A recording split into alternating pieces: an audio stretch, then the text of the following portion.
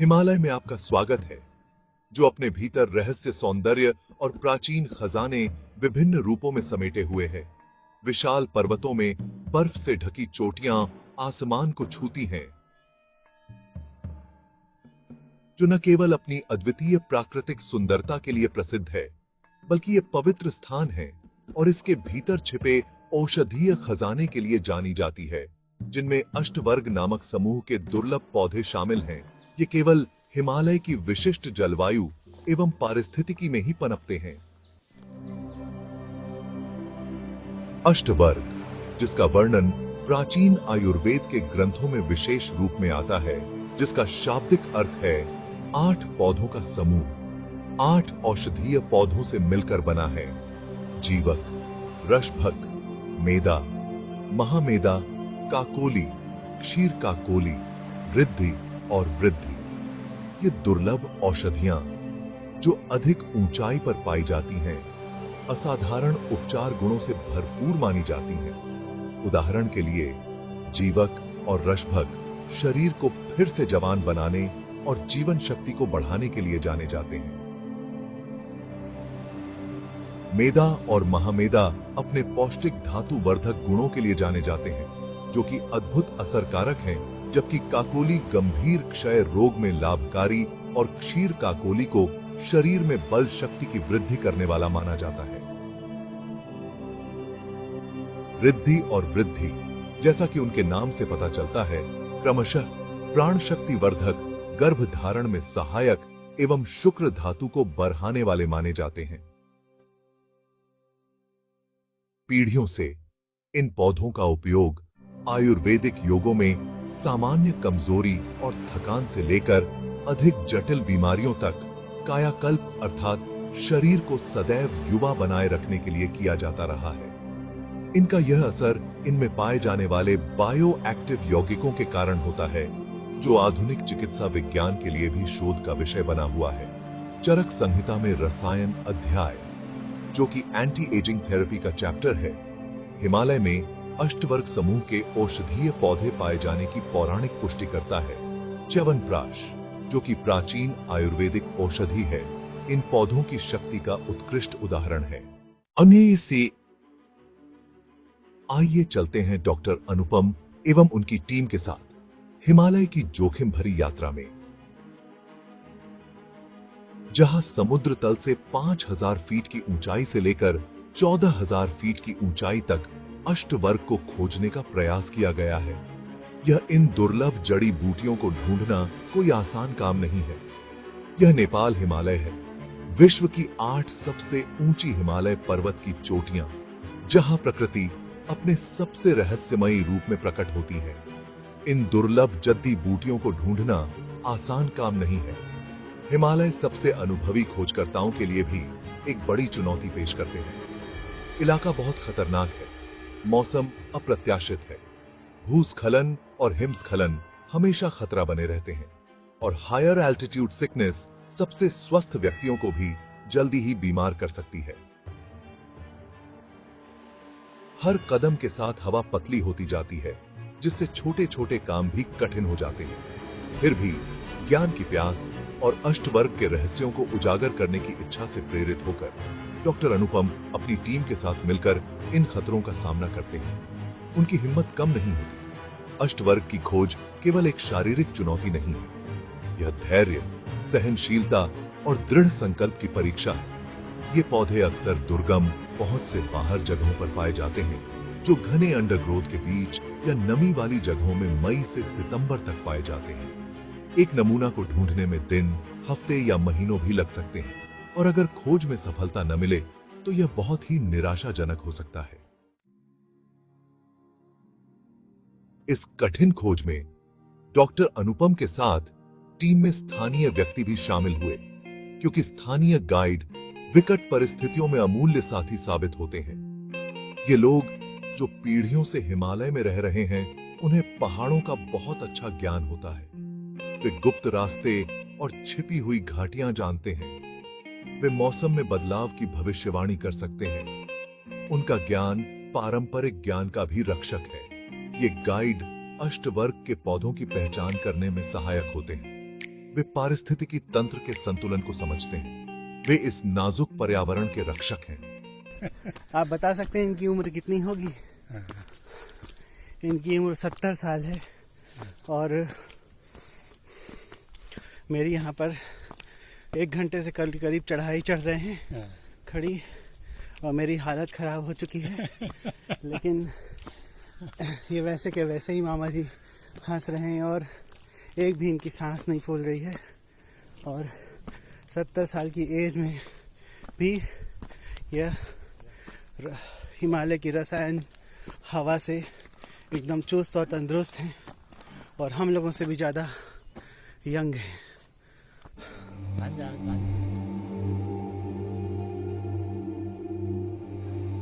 हिमालय को प्रणाम करने के बाद हमने यात्रा की शुरुआत करी और हमने स्नो लाइन को पहचाना और अपने शरीर को इस कठिन यात्रा के लिए अनुकूल बनाना शुरू किया। जैसे हमारे चरक संहिता में बताया हुआ है कि जो हिमालयन हर्ब्स हैं वो one of the best herbs in the world होती हैं। और ये रेंजेस आप देख रहे हैं, ये हिमालयन रेंज की बहुत ही शुद्ध जड़ी बूटियाँ हैं जिनकी पोटेंसी इतनी हाई होती है कि जब हम मेडिसिन इससे प्रिपेयर करते हैं तो निश्चित रूप से मेडिसिन की पोटेंसी बहुत हाई होती है और उसके रिजल्ट्स भी बहुत अच्छे होते हैं। ये जो आप ये स्नो लाइन देख रहे हैं, हिमालय की जो बर्फ़ है उसके नीचे इसको जो ब्लैक कलर के हिल्स हैं उसको स्नो लाइन बोलते हैं। उस स्नो लाइन में शारंगधर में चरक संहिता में वर्णित जो अष्टवर्ग हैं वो बहुत आयत से मिलते हैं, लेकिन जितनी पास हम यहाँ से देख रहे हैं उतनी पास है नहीं। वहाँ से यहाँ से हमें वहाँ पहुँचने में 2 दिन लगेगा। और ये जो हिल्स देख रहे हैं ये टाइगर हिल्स हैं और इतना आसान यहाँ पर चलना नहीं होता है। और वो जो अष्टवर्ग वाला एरिया है वहाँ पे बहुत सारी प्रीशियस हर्ब्स हमें देखने को मिलती हैं और भविष्य में जब हम वहाँ जाएंगे तो निश्चित प्रकाश जी के साथ और ये सामने हिमालय निकल पड़े। रास्ता बहुत कठिन था और बहुत सारी उस दिन पहली बार मुझे पता चला कि शरीर में 206 हड्डी कहाँ हैं, क्योंकि पूरे शरीर में अपना ही दर्द था। और इस समय हम नीलगिरी पर्वत श्रृंखला की ट्रैकिंग करते हुए, ये देखिए ये यहाँ से बर्फ शुरू हो गई है और आगे जाके वो पूरा हिमालय का पहाड़ है। और यहाँ पर एक सूखी तरह की कांटे वाली घास पाई जाती है। बहुत ज़्यादा जड़ी बूटियाँ इस एरिया में नहीं है, ये घास ही है। इस घास का भी कोई औषधि उपयोग होता है जो हमें ज्ञातव्य नहीं है। यहाँ पर कोशिश कर रहे हैं कि जहाँ तक हम जा पा रहे हैं इसको ट्रैक करने के लिए हम कोशिश करेंगे कि पूरी चोटी ये हिमालय पर्वत की ट्रैक करें। हम कर ही रहे थे पिछले 10 दिनों से हर एटीट्यूड पे, और यहाँ पर हमें इनके द्वारा जानकारी मिली है। बताइए अष्टवर्ग का जो अब मैंने प्लांट्स अभी आपको दिखाए वो कब मिलते हैं? अभी जुलाई में मिलते हैं, जो जुलाई में सीजन था ना, अभी बारिश पड़ने के सीजन में। हाँ हाँ, वो उस टाइम में मिलते हैं। अच्छा अच्छा, तो ये जो हिल है यहाँ हाँ, आसपास में हाँ, ये अपोजिट साइड में या मिलते हैं। जैसा अभी सकुंबा? अब आज हम इधर रहे ना, इसके दूसरा 100-200 मीटर ऊपर में मिलते हैं। ऊपर मिलते हैं। मिलते हैं। और यहाँ नीचे खेत में नाली मुक्तिनाथ हिमालय नाली से में मिलते हैं हम कभी। लौट गए क्योंकि हम तो समय मतलब से अगर हम 2 बरसात महीने में हैं पहले और ही पहुंच मैं गए साथ और हम वहाँ से निराश होकर लौटे क्योंकि पूरा वहाँ पर स्नोफॉल हो रही थी। उसके बाद हम गए 2 महीने बाद जंगल में वहाँ देखा पर है जीवक की खोज यहाँ की। पर ऐसे घने जंगलों में जीवक मिलने की संभावना अत्यधिक होती है क्योंकि यहाँ पर छाया ज़्यादा होती है।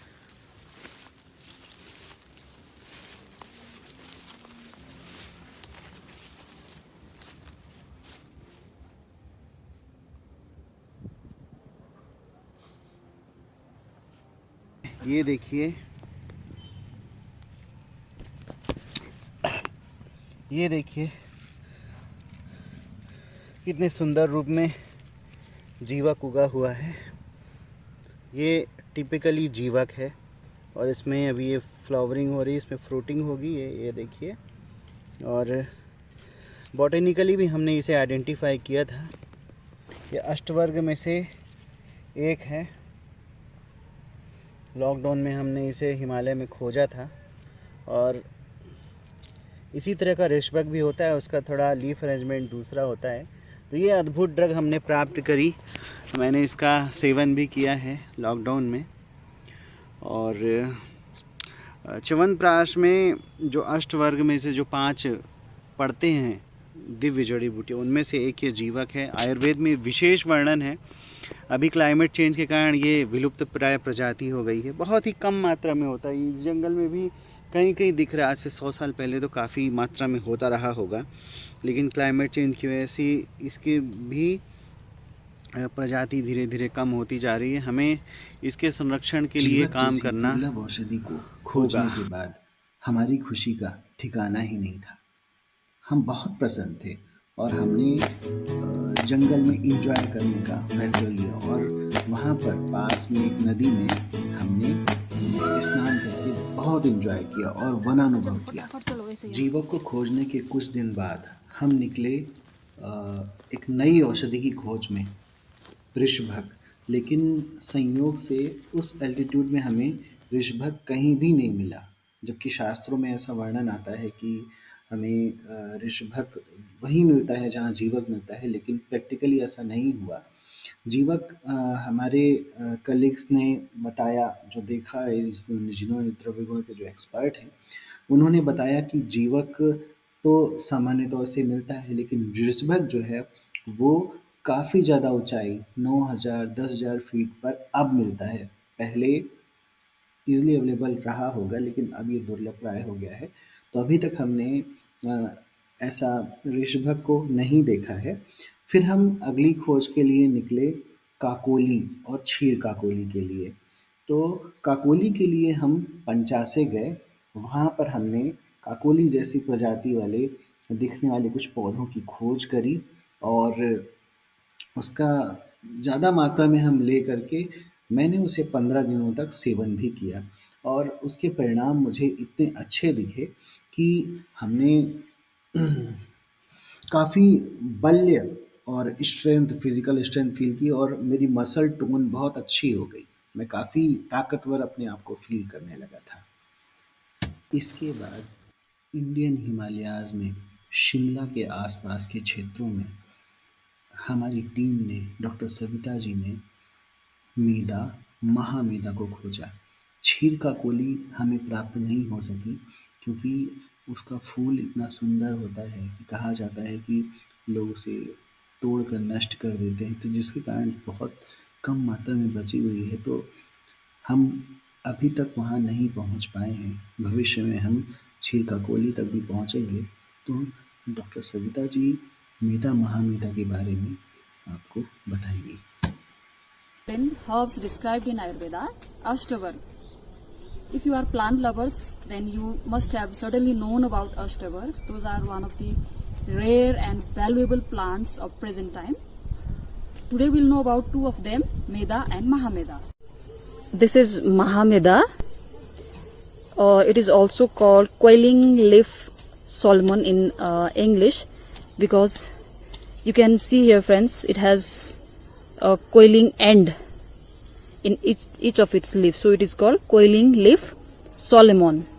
And it is called Mahameda because Mahameda is more taller than Meda.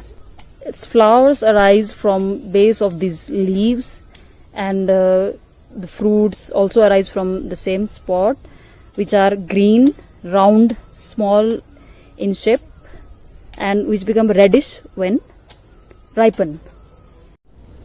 This is Meda. It is called Meetha Dudiya in Hindi. In English it is known as whorl leaf Solomon seal. Whorl leaf because of its structure of leaf in a whorl. And in Nepali it is called Khirola or Setakchini. It is found at an altitude of 2000 to 4000 meters from sea level. Scientific name of Meda is Polygonatum verticillatum, and that of Mahameda is Polygonatum cerefolium. Part used of both Meda and Mahameda is the rhizome-like underground structure. It has aphrodisiac property, rejuvenative property, and it provides protection against various diseases.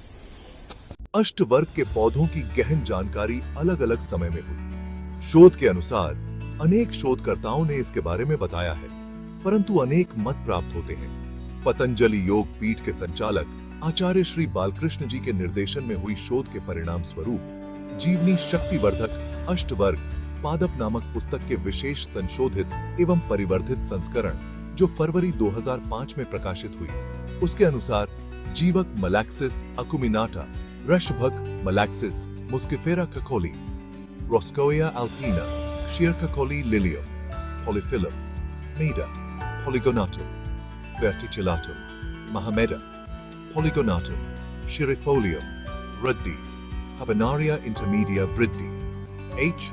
acuminata. Due to their unique habit and habitat, they have always been in controversy since ancient times, and this confusion still prevails in the present time also. Ashtavarg are such plants which grow in high altitude, and their aerial part appear for a short duration around a year of about time of 4 to 6 months. Ashtavarg require a healthy snowfall environment for the growth and development and completing their life cycle. And due to the changes in climate, due to pollution and due to human encroachment, this life cycle of Ashtavarg has been disturbed, and the flowering and fruiting process of these plants is being greatly affected. And many such exotic species and invasive species like Impetens balsamina, Cuscuta reflecta, and Tastes and other plants are also disturbing its natural habitat. And besides this, many such plants which grow in lower altitude have been migrating in the higher altitude area, which are causing their habitat to be disturbed, and these plants are declining day by day.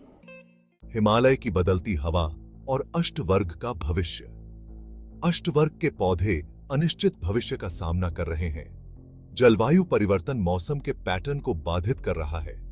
Glacier घट रहे हैं, जिससे जल चक्र को खतरा है। अत्यधिक दोहन से अष्टवर्ग की प्रजातियां विलुप्त होने के कगार पर हैं। इस बदलाव को रोकने के लिए तत्काल कार्रवाई की आवश्यकता है और संरक्षण के प्रयासों को तेज करना जरूरी है। प्राचीन ज्ञान के आधुनिक अनुप्रयोग। हालांकि अष्टवर्ग के पौधों का उपयोग आयुर्वेद में सदियों से होता आ रहा है, परंतु उपलब्धता के अभाव के कारण आज ये ऑर्किड प्रजाति के औषधीय पौधे विलुप्त होते जा रहे हैं। शोधकर्ता को ध्यान देने की आवश्यकता है कि इन्हें विलुप्त होने से कैसे बचाया जाए। टिश्यू कल्चर टेक्निक से इन सभी को लैब में उगाया जा सकता है। यह शोध अभी अपने शुरुआती चरण में है, लेकिन डॉक्टर अनुपम एवं डॉक्टर सुभद्रा ने मिलकर इस पर कार्य प्रारंभ कर दिया है और शुरुआती चरण की लैब को विकसित करना प्रारंभ कर दिया है। उन्हें यह जानकारी त्रिभुवन विश्वविद्यालय के बॉटनी की प्रोफेसर डॉक्टर विजया पंत से प्राप्त हुई। We have many species of orchids from tropics to alpine. That's why their diversity is very rich. Almost 550 species has already been recorded. Most of them are used in a traditional medicine by traditional healers, local people. We are conserving their germplasm. We are propagating them by using tissue culture technique. Recently, we have initiated their conservation outside their habitat, means they have been put in their natural habitat. This is called reintroduction of the species, and we have been successful in our initiative. From the tissue culture protocoms, we have identified these anti-cancer properties, which would be very useful for the cancer patients which are in the terminal stage of their treatment. We're doing this expedition, Ashtavarka expedition, since last 4 years, and the journey is still continuing. And yes, there were many challenges during this journey because we had to travel a lot into the Himalayas of Nepal and also India. We traveled high mountains, we traveled the base of Himalayas. So the journey was really challenging. This journey has to be continued for, I think, more years so that we can come to some final conclusions. निष्कर्ष, हिमालय, आशा की किरण। हिमालय प्राकृतिक दुनिया की शक्ति और सुंदरता की याद दिलाता है। वे प्रेरणा का स्रोत हैं, तीर्थ यात्रा का स्थान है और जैव विविधता का खजाना है। अष्टवर्ग के पौधे जो उनकी चोटियों और घाटियों के बीच छिपे हुए हैं, प्रकृति की उपचार शक्ति का प्रमाण है। उनकी कहानी एक याद दिलाती है कि चुनौतियों के बावजूद भी आशा बनी रहती है। हिमालय की रक्षा करके, पारंपरिक ज्ञान को संरक्षित करके और टिकाऊ प्रथाओं को अपनाकर हम यह सुनिश्चित कर सकते हैं कि ये पहाड़ आने वाली पीढ़ियों को प्रेरणा देते रहें, उन्हें स्वास्थ्य प्रदान करते रहें और उनकी देखभाल करते रहें। अष्टवर्ग का भविष्य, जैसे खुद हिमालय का भविष्य हमारे हाथों में है। आइए हम चुनौती का सामना करें और यह सुनिश्चित करें कि उपचार और आशा की यह विरासत बनी रहे।